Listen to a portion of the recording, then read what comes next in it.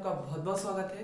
तो last time जो हम लोगों ने टॉपिक खत्म किया था, आइए उसके बारे में हम लोग 2 सेकंड चर्चा कर लेते हैं, फिर उसके बाद हम लोग नए टॉपिक को स्टार्ट करेंगे। लास्ट टाइम हम लोगों ने वाष्पन और वाष्पीकरण में अंतर देखा था। सबसे पहले हम लोगों ने देखा था कि वाष्पीकरण किसे कहते हैं, और सेकंड हम लोगों ने देखा था कि वाष्पन किसे कहते हैं। सेकंड हम लोगों ने क्या देखा था कि वाष्पन किसे कहते हैं। दोनों में हम लोगों ने डिफरेंस देखा था।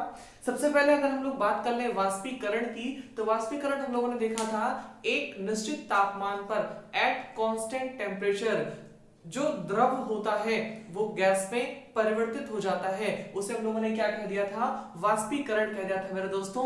और जो आपका वाष्पन था, कहने का मतलब है किसी भी तापमान पर, किसी भी टेम्परेचर पर जब द्रव जो है वो गैस में परिवर्तित हो जाता है, तो इस अवस्था को हम लोग क्या कहते हैं, वाष्पन कहते हैं। समझिएगा हमारी बात को। हमने इसमें आपको बहुत अच्छी तरीके से चीजों को बताया था कि अगर वाष्पन की प्रक्रिया हो रही है तो आपकी बॉडी को ठंडक जरूर मिलेगी, जबकि आपके वाष्पीकरण में ऐसा कुछ संभव नहीं है। फिर हम लोगों ने बात की थी कि जो वाष्पन की प्रक्रिया होती है ये सतही प्रक्रिया होती है, सिर्फ सरफेस पर होती है, जबकि अगर हम लोग वाष्पीकरण की बात कर लें तो पूरे के पूरे द्रव में, क्या पूरे के पूरे द्रव में जो है ये आपका वाष्पीकरण होता है मेरे दोस्तों। तो ये था इवेपोरेशन, और इवेपोरेशन में मैंने आपको डिफरेंस बताया था कि ये एक निश्चित तापमान पर होता है, जबकि आपका वाष्पन किसी भी तापमान पर संभव है, हो सकता है। जैसे गर्मियों में मैंने आपको एग्जांपल दिया था, आपकी बॉडी से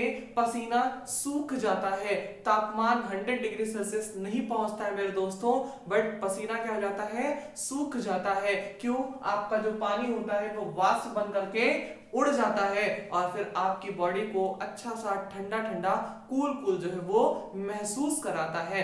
ये हम लोगों ने बातें देख ली थी यहां तक कि वाष्पीकरण क्या है, वाष्पन क्या है। समझिएगा अंतर को, चीजें के अंतर को जरा सा समझने का प्रयास कीजिएगा।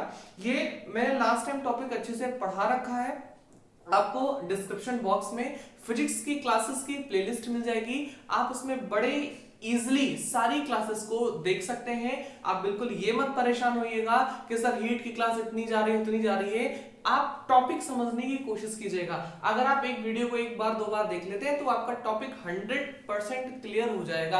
अगर आप किसी वीडियो को 1 या 2 बार देख लेते हैं तो वो आपका टॉपिक क्या हो जाएगा, 100% क्लियर हो जाएगा। 100% जो है वो आपका टॉपिक क्या हो जाएगा, क्लियर हो जाएगा मेरे दोस्तों। इसीलिए कहते हैं टॉपिक लंबा जा रहा है, जाने दीजिए, कोई दिक्कत वाली बात नहीं है। टॉपिक लंबा जा रहा है बट आपके एग्जाम के पॉइंट ऑफ व्यू से बहुत इंपॉर्टेंट है। फिर हम लोगों ने देखा था जब आप लोग तापमान बढ़ाते हैं, क्या करते हैं, जब आप लोग तापमान बढ़ाते हैं, टेम्परेचर बढ़ाते हैं, तो वाष्पन की दर बढ़ जाती है ना।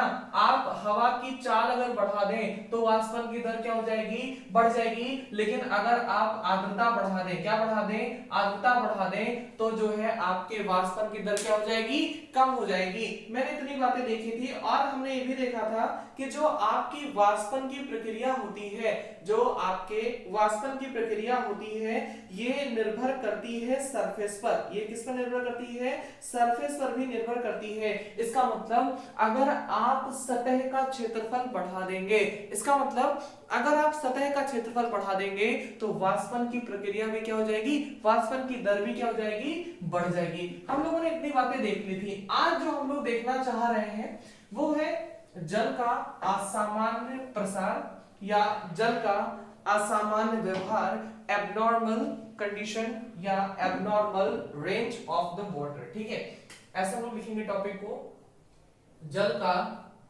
असामान्य, ध्यान देने वाली बात है, असामान्य प्रसार, जल का असामान्य प्रसार। हम लोग यहाँ पर जल के असामान्य प्रसार के बारे में बातें करेंगे।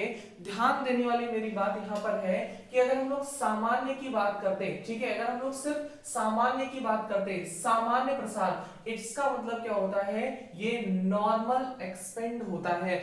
आप जब किसी चीज को हीट देते हैं, ऊष्मा देते हैं, तो उसका प्रसार होता है।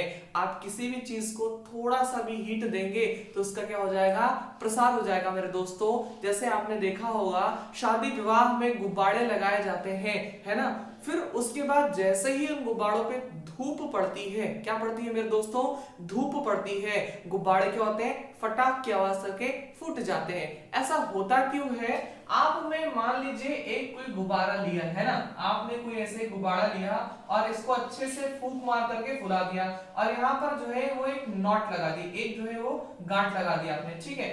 अब इस गांठ के जरिए क्या हो गया, आपने इसका एकदम से पेट फुला दिया खूब। कुछ लोग होते हैं ना शादी विवाह में जाते हैं, ढेर सारा खाना खाते, इतना पेट फूल जाता है, फिर पानी में नींबू निचोड़ निचोड़ के पीते हैं कि मेरा पेट थोड़ा सा क्या हो जाए, हल्का हो जाए। इसका पेट आपने क्या कर दिया है, पूरी तरह से फुला करके दे दिया, मतलब इसको इतना खिला दिया कि अब इसके पेट में जो है वो जगह नहीं है, ठीक है। जैसे ही इसके ऊपर सूरज भगवान की रोशनी पड़ेगी, जैसे ही क्या होगा, इनके ऊपर सूरज भगवान की रोशनी पड़ेगी, ये जो हवा के मॉलिक्यूल्स हैं, ये जो एयर मॉलिक्यूल्स हैं, ये फैलने की कोशिश करेंगे, क्या करेंगे, फैलने की कोशिश करेंगे और ये इतनी जल्दी एक्सपेंड होने की कोशिश करेंगे कि गुब्बारा एक लिमिट तक तो सह लेगा कि अच्छा चलो ठीक है आप फैल रहे हो, कोई दिक्कत नहीं है, लेकिन एक लिमिट के बाद, है ना, जब लिमिट क्रॉस हो जाती है, समझ ही सकते हैं, जब लिमिट क्रॉस हो जाती है तो क्या होता है, एक लिमिट के बाद गुब्बारा भी क्या कर देगा, वो फूट जाएगा। कितनी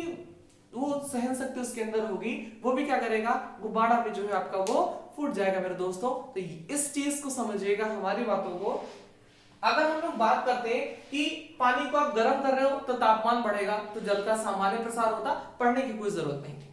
अगर जल का सामान्य प्रसार होता तो पढ़ने की कोई जरूरत ही नहीं थी। हमें पढ़ने की जरूरत ही इसीलिए पड़ी क्योंकि है क्या, ये एबनॉर्मल स्टेट है, असामान्य प्रसार है। कैसे असामान्य प्रसार है उसको हम लोग जरा सा यहाँ पर देखना चाहेंगे, ठीक है। अच्छा, सामान्य प्रसार में चीजें और भी आती हैं, जैसे तो मैंने हवा बता दिया आपको, सर ये तो आपने गैस बता दिया, क्या लोहा भी फैलता है? जी हाँ मेरे दोस्तों, लोहा भी फैलता है। और क्यों फैलता है, इसका क्या एग्जाम्पल है या क्या हम इसको समझ सकते हैं? बिल्कुल, आपने रेलवे लाइन देखी होगी, है ना, सब लोगों ने रेलवे लाइन देखी होगी। जब रेलवे लाइन के बीच में जोड़ लगाए जाते हैं तो कुछ दूरी पर जोड़ लगाया जाता है, ठीक है। उन रेलवे लाइन के बीच में थोड़ी सी दूरी जो है वो छोड़ दी जाती है। वो दूरी ही क्यों छोड़ी जाती है, ताकि जब गर्मियों में लाइन फैले या ट्रेन उस पर से गुजर रही है, भाई अगर एक लाइन, एक लोहे के ऊपर दूसरा लोहा अगर रगड़ रहा है तो कहीं ना कहीं हीट जनरेट जरूर होगी। तो जब लाइन के ऊपर ट्रेन गुजरे या गर्मियों के टाइम में जब बहुत तेज धूप होती है तो रेलवे लाइन क्या होगी, थोड़ी सी एक्सपेंड होगी। इसीलिए दो लाइन के बीच में थोड़ी सी जगह छोड़ दी जाती है ताकि जब रेलवे लाइन एक्सपेंड हो तो इस जगह को क्या कर ले, फिल कर ले, फुल कर ले, है ना। अगर इस जगह को नहीं छोड़ा जाएगा, थोड़ी सी भी जगह नहीं होगी तो क्या हो जाएगा, सर फटाक से करके ये मेल्ट हो जाएगा और थोड़ा सा टिल्ट हो जाएगा, थोड़ा सा क्या हो जाएगा, मुड़ जाएगा मेरे दोस्तों। यही रीजन होता है कि रेलवे लाइन के बीच में जो है जब जोड़ लगाते हैं तो थोड़ी सी जगह जो है वो छोड़ देते हैं। इसी जगह की वजह से उसकी जो मीठी मीठी ध्वनि होती है खटर पटर की, वो आपको सुनाई देती है मेरे दोस्तों, इसी रेलवे लाइन के बीच में जगह छोड़े होने की वजह से, ठीक है। तो अगर ये सारी बातें होती, जल को हम लोग गर्म कर रहे हैं, फैल रहा है, तो सामान्य बात होती, हम लोग को पढ़ने की फिर जरूरत ना पड़ती। बट यहां पर है क्या, जल का असामान्य प्रसार है। जल का क्या है, असामान्य प्रसार। अब हम लोग असामान्य इसको क्यों कह रहे हैं, असामान्य हम लोग इसको क्यों कह रहे हैं, इसलिए कह रहे हैं कि अगर किसी चीज को आप गर्म करते हो, ऊष्मा देते हो तो टेम्परेचर बढ़ जाता, पहले चीज, ठीक है। लेकिन यहां पर क्या हो रहा है, जब आप जल को गर्म करते हो 0 डिग्री से लगा करके 4 डिग्री सेल्सियस तक, जब आप जल को गर्म करते हो 0 डिग्री से लगा करके 4 डिग्री सेल्सियस तक, तो इसका आयतन वो है घटने लगता है।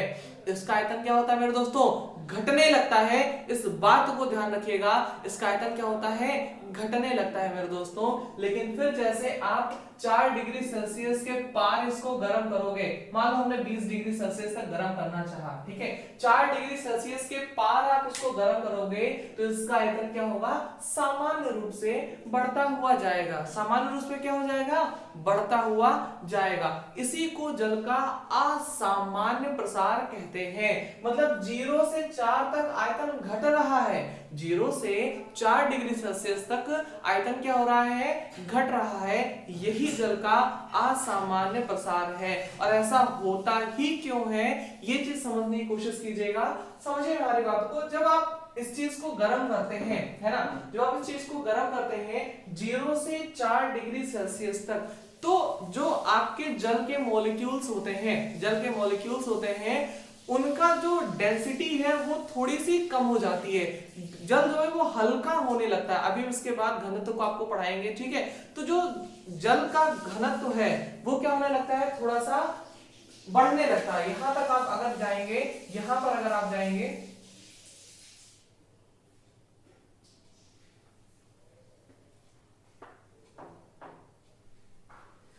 ठीक है सर, तो ये है आपके जल का असामान्य प्रसार। 0 से 4 डिग्री तक जब आप जाते हैं तो जल का आयतन जो होता है वो घटता है, और फिर बाद में जल का आयतन जो होता है वो बढ़ने लगता है। इस चीज को हम लोगों ने देखा, ठीक है। अब यहाँ पर एक बात आप देखेंगे, जैसे मैंने कहा 0 से 4 डिग्री जाने पर जल का आयतन जो है वो घटता जाता है, जल का आयतन क्या होता है, घटता जाता है। क्या हम इसको इस तरह से बना सकते हैं कि जो 0 से 4 डिग्री पर अगर हम जाएंगे तो जल का आयतन जो होगा वो क्या होता जाएगा, घटता जाएगा। फिर जैसे ही आप इसको इधर बढ़ाने की कोशिश करेंगे, फिर जो जल का आयतन होगा, जो जल का क्या होगा, वॉल्यूम होगा, वो बढ़ता हुआ चला जाएगा। क्या हम इस बात को इस छोटे से डायग्राम से ऐसे डिनोट कर सकते हैं या नहीं? क्या किसी को यहां तक कोई दिक्कत आ रही है कि जब हम लोग 4 डिग्री से 0 डिग्री तक आते हैं या 0 डिग्री से 4 डिग्री तक आते हैं, इस डायग्राम को क्या हम इस तरह से डिनोट कर सकते हैं या नहीं? हमारी बात को समझने की कोशिश कीजिएगा कि जब आप 0 डिग्री से 4 डिग्री पर जाते हैं तो जो जल का आयतन होता है, जो जल का क्या होता है, आयतन होता है, ये घटता है। ये क्या होता है, घटता है।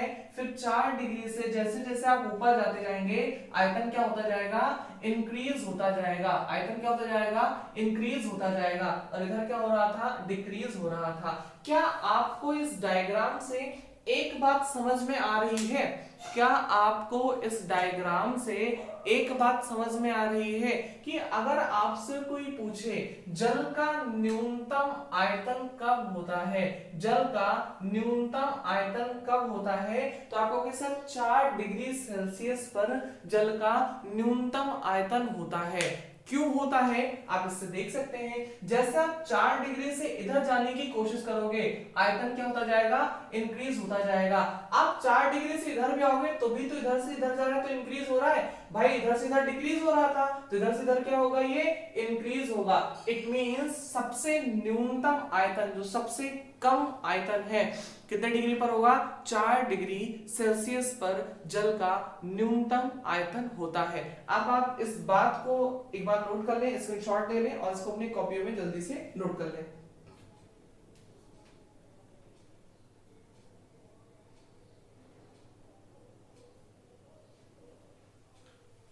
ठीक है, उम्मीद है आपने नोट कर लिया होगा इस डायग्राम को। हालांकि जब आप सेकंड टाइम पढ़ेंगे, मान लीजिए कहीं आपका पढ़ने का मन है, गलती से ही कहीं कॉपी किताब से बिस्तर से गिर गया, बेड से गिर गया, टेबल से गिर गया, गलती से ही पेज खुल गया, आपका नहीं मन, आप खाली उठा कर कैसे रख रहे हो, गलती से पेज पलट गया आपके सामने, आप इस डायग्राम को देख लोगे तो आपको याद आ जाएगा, अच्छा बताए थे सर जी कि 4 से जैसे जैसे ऊपर जाएंगे आयतन बढ़ेगा, 4 से नीचे जाएंगे तो भी आयतन बढ़ेगा। अच्छा यहाँ पर आप एक बात और समझ सकते हैं, जैसे ही आप इधर जा रहे हैं, यानी आप 4 से 0 की तरफ आ रहे हैं, 0 से नीचे जाएंगे तो भी आयतन क्या हो रहा है, ये थोड़ा सा बढ़ रहा है, देख रहे हैं आयतन क्या होता जा रहा है, बढ़ रहा है, ठीक है। तो इट मींस, इसको थोड़ा सा ऐसे बना दें तो आपको समझने में थोड़ी आसानी होगी, ठीक है, ये ठीक है। इट मींस आप जब जल को ठंडा कर रहे हैं तो भी इसका आयतन क्या हो रहा है, बढ़ रहा है। आप जब जल को ठंडा कर रहे हैं तो भी आपका आयतन क्या हो रहा है, बढ़ रहा है मेरे दोस्तों। इसको आप ऐसे समझ सकते हैं, एक बोतल आप ले लें और उस बोतल में क्या रख दें, पानी भर करके रख दीजिए फ्रिज में, ठीक है। बोतल में पानी भर करके फ्रिज में रख दीजिए और ढक्कन अच्छे से कस करके पकड़िएगा, ठीक है। ढक्कन जो है वो अच्छे से कस करके पकड़िएगा और उसके बाद एक मार्कर से जरा सा निशान लगा दीजिए कि कहां तक आपने फ्रिज में बोतल जब डाली थी तो आपने उसमें कहां तक पानी भर करके रखा था, ठीक है। आपने उसमें कहां तक पानी भर करके रखा था। जैसे मान लीजिए हम यहां तक पानी भर करके रखे हैं, हम इसको एक मार्कर से क्या कर देंगे, मार्क कर देंगे। उसके बाद जब आप इस फ्रीजर को जमाने की कोशिश करोगे, आप जब इसको फ्रीजर में जमाने की कोशिश करोगे तो जब आप इसको जमा करके निकालोगे तो आप देखोगे कि जो जल का लेवल है, जो वाटर लेवल है, जितना आपने मार्क कर रखा था उससे थोड़ा सा क्या दिखेगा आपको, ऊपर ही दिखेगा। तो इससे इस बात को आप प्रूव कर सकते हैं कि जल ठंडा कर रहे हैं तो आयतन क्या हो रहा है आपका, बढ़ रहा है मेरे दोस्तों, ठीक है। इस तरह से जैसे अब गर्मी आ रही है तो अगर किसी को कहीं ट्रेवल करना होगा तो फ्रीजर के अंदर बोतल भर करके डाल देता है, इतनी सी भी जगह नहीं छोड़ता, खूब एकदम से ठूस के डाल देता है कि हम जाएंगे तो कम से कम 2-3 दिन तो बर्फ ही बना रहे पानी, है ना। बहुत से लोगों की आदत होती है फ्रीजर में बर्फ के लिए बोतल को ठूस देंगे, ठीक है, और इतना ज्यादा उसको करेंगे कि कम से कम 3-4 दिन तो बोतल ठंडा ही रहना चाहिए, इस तरह से उसको ट्रीट करेंगे, ठीक है। होता क्या है, जब सफर में वो ढक्कन खोलते हैं ना तो उनके ऊपर ठंडे पानी का फव्वारा पड़ता है और उनका दिमाग जो है वो हिल जाता है, कहते हैं देखो जादू। वो कोई जादू नहीं होता है, वो जल का क्या होता है, असामान्य प्रसार होता है कि आपने जल को जमा दिया तो वो क्या हो गया, अपनी वास्तविक स्थिति से थोड़ा सा वो फैल गया, प्रसारित हो गया। इसको क्या बोलते हैं, जल का असामान्य प्रसार। क्या बोलते हैं इसको, जल का असामान्य प्रसार बोलते हैं मेरे दोस्तों, ठीक है। तो उम्मीद है आपको इतनी बातें समझ में आ रही होंगी, ठीक है। इसका एक एग्जांपल और भी है, एग्जाम में आपसे ऐसे पूछ सकता है कि बहुत ठंडे क्षेत्रों में क्या होता है, ठंडक में लोहे की जो पाइपें होती हैं उनमें रात में पानी को बंद कर दिया जाता है। ऐसा क्यों, अगर पानी नहीं बंद करेंगे लोहे की पाइप के अंदर जो बह रहा है तो पाइप फट जाएगी। क्यों होगा, देखिए जैसे जो आपके लोहे की पाइप है इसकी आकृति तो निश्चित है भाई, मान लीजिए इसमें ऐसे पानी भर करके हम इसको चला रहे हैं, ठीक है। सपोज कीजिए इसमें हम लोग पानी भर करके इसको चला रहे हैं, रात के टाइम क्या हुआ, पानी इसके अंदर मान लीजिए पूरा भरा हुआ है, ठीक है, और बहुत जोर से इस पर ठंडक पड़ रही है ना, इस पर क्या हो रही है, ठंडक पड़ रही है। अब ठंडक पड़ने की वजह से पानी जो है ये बर्फ में बदलने की कोशिश करेगा, बर्फ में जैसे बदलेगा आयतन क्या हो जाएगा, इसका बढ़ जाएगा। और आपको पता है कि अगर आयतन बढ़ा तो पाइप फटा, आयतन बढ़ा तो पाइप क्या हो गया, फट गया। तो इसलिए जो है लोहे के पाइप बहुत ज्यादा ठंडे एरिया में क्या हो जाते हैं, रातों में या तो फट जाते हैं या तो रातों में उनके पानी को क्या कर दिया जाता है भैया, बंद कर दिया जाता है। इतनी बातें अगर हमारे समझ में आ रही हो तो आप इसको भी ऐसे नोट कर लीजिए, ठीक है। एक एग्जांपल नोट कर लीजिए, लिखिएगा कि ठंडे प्रदेशों में लोहे की पाइपलाइन, ठंडे प्रदेशों में लोहे की पाइपलाइन जल के असामान्य प्रसार के कारण, जल के असामान्य प्रसार के कारण, जल के असामान्य प्रसार के कारण फट जाती है, जल के असामान्य प्रसार के कारण फट जाती है, ठीक है, जल के असामान्य प्रसार के कारण फट जाती है, ठीक। एक पॉइंट और नोट करेंगे, लिखेंगे हमें बोतल को जमाने से, हमें बोतल को जमाने से पहले इस बात का ध्यान रखना चाहिए, इस बात का ध्यान रखना चाहिए कि बोतल जमने पर, बोतल जमने पर आयतन बढ़ेगा, आयतन बढ़ेगा। इसलिए पूरी बोतल ना भर के, पूरी बोतल ना भर के थोड़ी सी जगह छोड़ देनी चाहिए, थोड़ी सी जगह छोड़ देनी चाहिए, थोड़ी सी जगह छोड़ देनी चाहिए। इतनी बातें हो गई। अच्छा आप कहेंगे सर इधर तो आयतन बढ़ा रहे हो आप, ठीक है, जब बर्फ पिघलेगी तो आयतन घटेगा, ऐसी बातें घटेगा। कितना घटेगा सर, तो 10 10% घट जाएगा। इस बात को ध्यान रखिएगा, जब बर्फ जो है वो गलेगी, जब बर्फ पिघलेगी तो 10% उसका आयतन क्या हो जाएगा, वो घट जाएगा मेरे दोस्तों। 10% आयतन क्या हो जाएगा, आपका घट जाएगा। इस बात को आप बहुत अच्छे से समझिएगा, ठीक है। एक क्वेश्चन अगर हम लोग लिखें, आपके स्क्रीन के ऊपर शो कर रहा होगा एक क्वेश्चन कि पानी को 0 डिग्री से 20 डिग्री सेल्सियस तक गर्म करने में, आपके ऊपर क्वेश्चन शो कर रहा होगा, पानी को 0 डिग्री से 20 डिग्री तक गर्म करने पर क्या पानी के आयतन पर क्या प्रभाव पड़ता है, ठीक है। पहला ऑप्शन है बढ़ेगा, दूसरा ऑप्शन है घटेगा, मतलब आयतन है, सब में आयतन समझ जाइएगा, आयतन बढ़ेगा, आयतन घटेगा। पहले घटेगा फिर बढ़ेगा, पहले घटेगा फिर बढ़ेगा। अगला है पहले बढ़ेगा फिर घटेगा, पहले बढ़ेगा फिर घटेगा, ठीक है।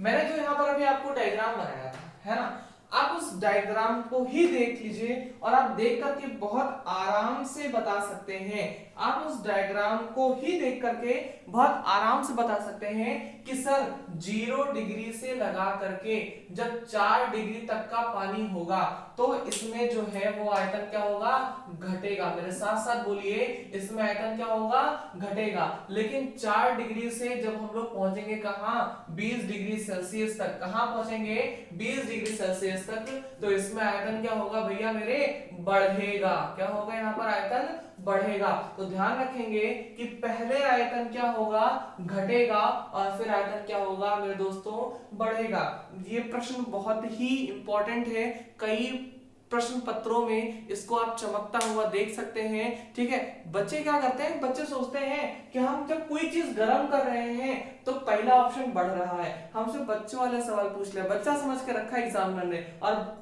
बढ़ेगा का टिक लगा के बहुत खुश होकर के आते हैं, वाह क्या पेपर हुआ, मजा आ गया पेपर दे करके।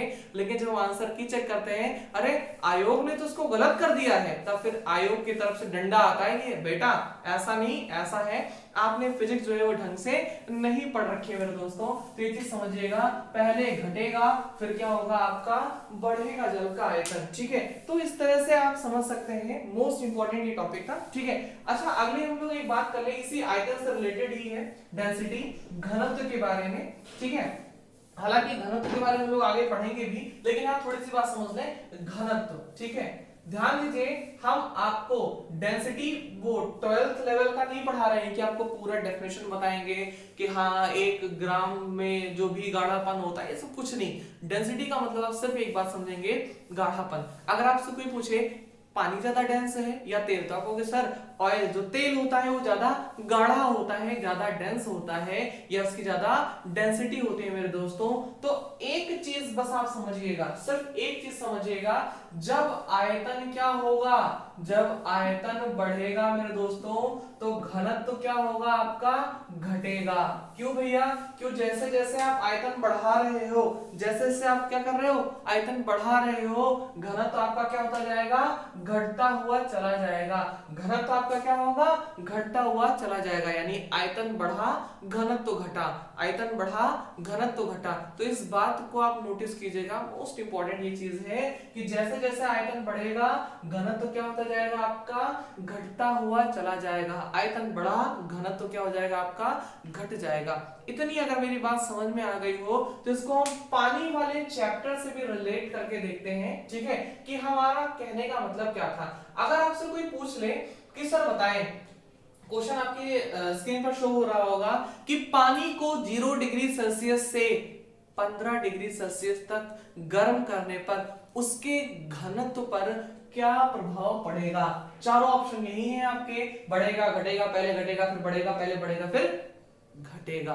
आप इस चीज को नोट कीजिए कि क्वेश्चन है आपका कि 0 डिग्री से आपके पानी को अगर 15 या 20 डिग्री तक गर्म किया जा रहा है तो उसके घनत्व पर क्या प्रभाव पड़ेगा, उसके घनत्व पर क्या प्रभाव पड़ेगा।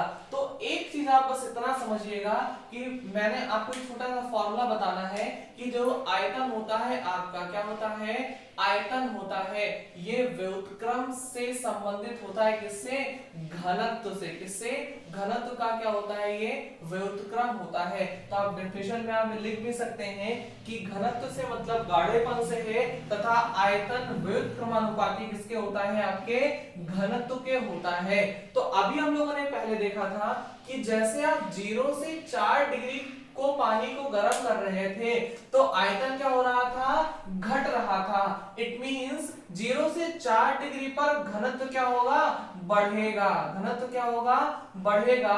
उसके बाद जैसे ही आपका आयतन क्या होगा, बढ़ेगा, वैसे घनत्व क्या होगा यहाँ पर, घटेगा। मेरे दोस्तों क्या होगा यहाँ पर, घनत्व घटेगा।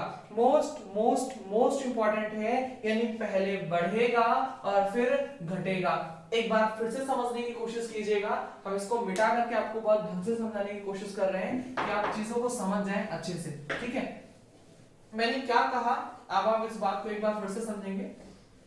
अगर आपको चीजें ना समझ में आई हो तो आप एक बार फिर से देख लें। मैंने ये कहा कि जो आयतन होता है, जो आयतन होता है, ये व्युत्क्रमानुपाती होता है किसके, घनत्व के।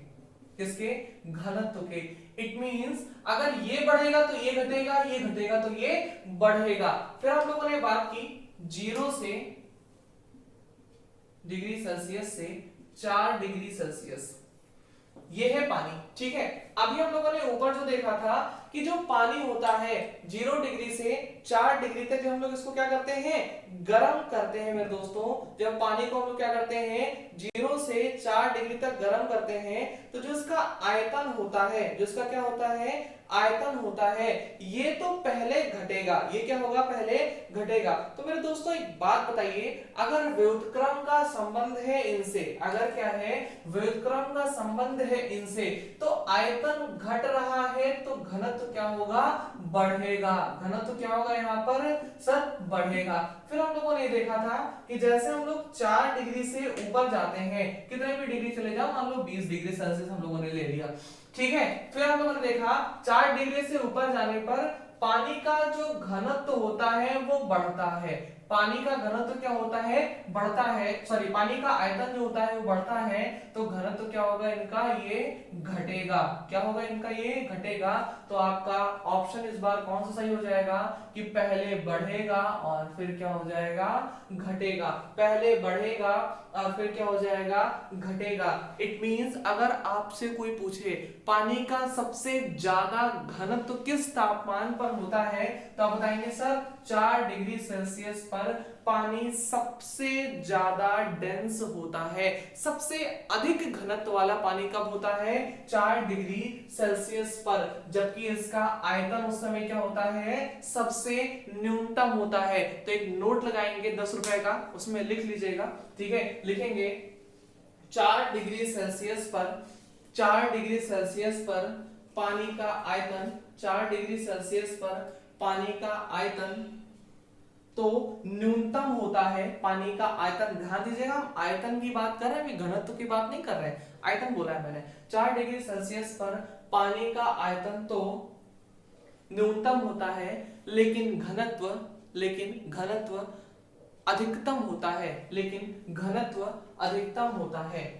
ठीक है, अच्छा, इसी से रिलेटेड एक क्वेश्चन और होता है कि बहुत अधिक ठंडे प्रदेशों में जब तालाब ऊपर से पूरी तरह से जम जाते हैं फिर भी मछलियां नीचे जिंदा रहती हैं, ऐसा क्यों होता है, इसका एग्जांपल है। ठीक है, आप समझिए, आपके घर में रेफ्रिजरेटर होगा, पुराना ट्रेडिशनल होगा, तो उसमें जो चीजें हैं, फ्रीजर विजर, ये ऊपर लगाई जाती हैं। ऐसा क्यों होता है, क्योंकि जो ठंडी हवा होती है वो नीचे बैठने की कोशिश करती है, और जो आपकी गर्म हवा होती है, जो आपकी वार्म एयर होती है, वो ऊपर उठने की कोशिश करती है। जो आपकी वार्म एयर होती है वो क्या होती है, ऊपर उठने की कोशिश करती है। ठीक है, ऊपर उठने की क्या करेगी, कोशिश करेगी। ठीक है, तो ठंडी हवा ऊपर से नीचे क्यों ठंडी करती है, इट मींस अगर आपका तालाब है तो ये ऊपर से ठंडा होना शुरू होगा, और ऊपर से एक लेयर क्या हो जाएगी इसकी, जब ठंडी हो जाएगी, एक पूरी लेयर क्या हो जाएगी, ठंडी हो जाएगी। और बर्फ क्या होता है, ऊष्मा का कुचालक होता है। बर्फ क्या होता है, ऊष्मा का कुचालक होता है। तो नीचे का जो तापमान है वो 4 डिग्री पर बना रहेगा, यानी इसका घनत्व तो अधिकतम होगा, मछलियां बड़े आराम से जिंदा रह सकती हैं। तो इसका आंसर ए होगा, क्योंकि 4 डिग्री पर जो है पानी का घनत्व सबसे अधिक होता है और जल ऊपर ही जमता है, जबकि तालाब के नीचे का जो पानी है वो 4 डिग्री सेल्सियस पर जो है वो बना रहता है। मेरे दोस्तों, इस बात को मैंने आपको बहुत अच्छे से समझाया। इस बात को भी हम आपको समझाएंगे आगे, जब हम आपको टॉपिक पढ़ाएंगे तो बताएंगे। जो गर्म हवाएं होती हैं वो ऊपर उठने की कोशिश करती हैं, ठंडी हवा नीचे आने की कोशिश करती है। मैं जब आपको ज्योग्राफी पढ़ाऊंगा तो भी उसमें क्लाइमेटोलॉजी के अंदर जब मैं आपको पढ़ाऊंगा जलवायु विज्ञान, तो उसमें पूरा का पूरा जेट स्ट्रीम है ना, जो गर्म धाराएं होती है जेट स्ट्रीम, उनको भी बताऊंगा कि गर्म हवा ऊपर उठती है और फिर जाती है, ठंडी होकर के नीचे आती है, फिर गर्म हवा ऊपर उठती है। इस तरह से जो एक चक्र होता है, मैं आपको पूरा का पूरा चक्र दिखाऊंगा कि किस तरह से ये गर्म और ठंडी हवाएं काम करते हैं। ठीक है, आप समझिएगा। एक छोटा सा हम क्वेश्चन करना चाहेंगे आपसे। मान लीजिए कोई बीकर है ना, मान लीजिए एक कोई बीकर है, उसमें पानी भरा हुआ है, ठीक है। फिर उसमें बीकर में जो है पानी भरा हुआ है, उसमें बर्फ तैर रही है, ठीक है। एक जल से भरे बीकर के अंदर जो है बर्फ तैर रही है। अब बर्फ पिघल गई, बर्फ पिघल गई, तो बर्फ पिघलने पर बीकर के जल का स्तर, बीकर के जल का स्तर क्या होगा? ऑप्शन है घटेगा, ऑप्शन बी है क्या होगा? ऑप्शन है घटेगा, ऑप्शन बी है बढ़ेगा, ऑप्शन सी है वही रहेगा, ऑप्शन डी है कह नहीं सकते, कह नहीं सकते, कह नहीं सकते। ठीक है, समझिएगा। ये मान लीजिए एक बीकर है, मैं जितने बीकर बनाऊंगा सर आप सारे के सारे बीकर बनाइएगा। ऐसा मत कीजिएगा करे एक ही में बना लेते हैं, थोड़ा सा कागज बचा लेते हैं भैया, कागज बचा करके राजा ना बने, ठीक है। थोड़ा सा कागज खर्च करें, तभी तो आपको ज्वाइनिंग लेटर देने के लिए सरकार भी ज्यादा कागज खर्च करेगी। ये तो सोचेगी क्या कि एक लोगों को ज्वाइनिंग लेटर देना है, हटाओ कागज नहीं देते हैं, ऐसे फोन कर देते हैं ना, तो मजा नहीं आएगा, जमेगी नहीं बात, है ना। चलो मान लीजिए ये कोई आपका बीकर है, ठीक है, इसमें मैं एक बर्फ तैरा दे रहा है, ठीक है, ये हम एक क्या कर दे रहे हैं, बर्फ तैरा दे रहे हैं। अब जब ये बर्फ तैरेगी तो एक बात का बहुत अच्छे से आप लोग ध्यान रखेंगे, इसका 90% भाग, इसका 90% भाग पानी के अंदर रहता है और 10% भाग कहां रहता है? पानी के ऊपर रहता है, ठीक है। 90% भाग पानी के अंदर रहता है और 10% भाग पानी के ऊपर रहता है। ये भी क्वेश्चन आपसे एग्जाम में पूछ सकता है, तो लिख सकते हैं आप लोग, कोई दिक्कत नहीं है, ठीक है। समझिए बात को। अब जरा सा समझिएगा हमारी बात कि ये पिघल गई, पिघलने पर बीकर का जलस्तर क्या होगा? समझिए हमारी बात को। जैसे मान लीजिए 90% भाग तो आपके कहां पर है? बीकर के अंदर है। 10% भाग कहां पर है? आपके बीकर के बाहर है, ठीक है। और आपको ये बात बहुत अच्छे से पता है कि जब कोई भी चीज पानी में डाली जाती है तो वो अपने आयतन के बराबर पानी को क्या कर देती है? वहां से डिस्प्लेस कर देती है, अपने आयतन के बराबर पानी को क्या कर देती है? डिस्प्लेस कर देती है, ठीक है। अब जब ये अपने आयतन के बराबर पानी को डिस्प्लेस करेगी तो होगा क्या? ठीक है, अपने आयतन के बराबर जब पानी को डिस्प्लेस करेगी तो होगा क्या? इसमें पानी को हटा दिया, तो जब आप इसमें बर्फ डालें तो इसका ऊपर तो हो गया, जो वास्तविक स्थिति थी उससे थोड़ा सा ऊपर तो ये हो ही गया, है ना, बर्फ के वेट की वजह से। लेकिन जब ये बर्फ पिघली तो इसका जलस्तर जो है ना वो वही रहेगा, ना घटेगा ना बढ़ेगा। ऐसा क्यों होगा? समझिए। अभी मैंने कुछ देर पहले आपको बताया था कि जब बर्फ पिघलती है तो उसे 10% का क्या होता है? नुकसान होता है, उसे 10% का नुकसान होता है। मान लीजिए हमने कहा सर 10 भाग पानी के ऊपर और 90 भाग पानी के नीचे है, तो अगर हम लोग 10 का 10% निकालेंगे तो आएगा कितना? 1, यानी 1 का नुकसान होगा और 9 का क्या होगा? इनको फायदा होगा। इनके वजन के हिसाब से 9 का इनको क्या हो जाएगा? फायदा हो जाएगा। 9 आयतन का फायदा हो जाएगा, 9 यूनिट का फायदा हो जाएगा और 1 यूनिट का क्या हो जाएगा? नुकसान हो जाएगा, ठीक है। अब समझिएगा ये चीजें हैं। अब देखिए जो नीचे वाला ये है 90 डिग्री, सॉरी 90 है, इसका भी 10% तो नुकसान होगा, क्योंकि भाई होता क्या है, अगर आप बर्फ को गलाते हो तो 10% तो नुकसान होता है, तो अगर 90 का हम लोग 10% निकालें तो 9 ही आएगा, यानी 9 का क्या हो रहा है यहाँ पर नुकसान हो रहा है, तो ये 9 और ये 9 कट गए, यानी नुकसान कितना हो रहा है, 0 का नुकसान हो रहा है।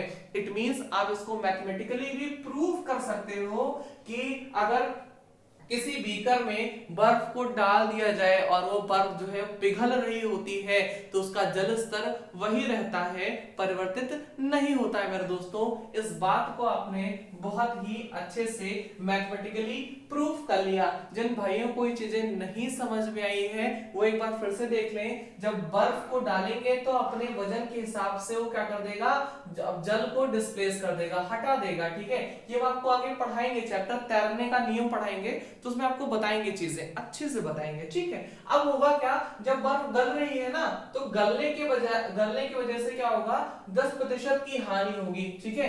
तो ऊपर 10% की हानि हो गई, यानी कितना हो गया आपका 9 यहां से मिल गया, और नीचे अगर 10% की हानि हुई यानी 9 की हानि हुई थी जो कि ऊपर से हमको मिल गई, यानी हानि कितनी हुई हमारी 0% की। इट मींस जो जल का स्तर है वो वही रहेगा, ठीक है। 10% का मतलब हुआ कि 1/10 भाग अगर पानी के अंदर है तो 9/10 भाग क्या होगा, पानी के बाहर होगा। ये प्रतिशतता से आप समझ सकते हैं, एग्जाम में ऐसे भी क्वेश्चन आता है कि जब बर्फ तैरती है तो कितना प्रतिशत भाग उसका पानी के ऊपर रहता है, तो आप बताएंगे 1/10% या 1/10 भाग या 10% भाग क्या होता है, पानी के ऊपर रहता है, ठीक है। तो दोस्तों आज की क्लास को यहीं तक रखते हैं, फिर हम लोग जब कल मिलेंगे तो और भी आगे ऐसे ही क्लासेस रहेंगी आपकी।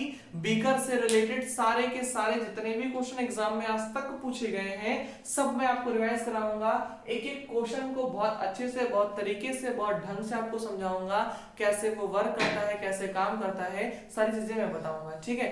तब तक के लिए thank you for watching full video, thank you, thank you, thank you.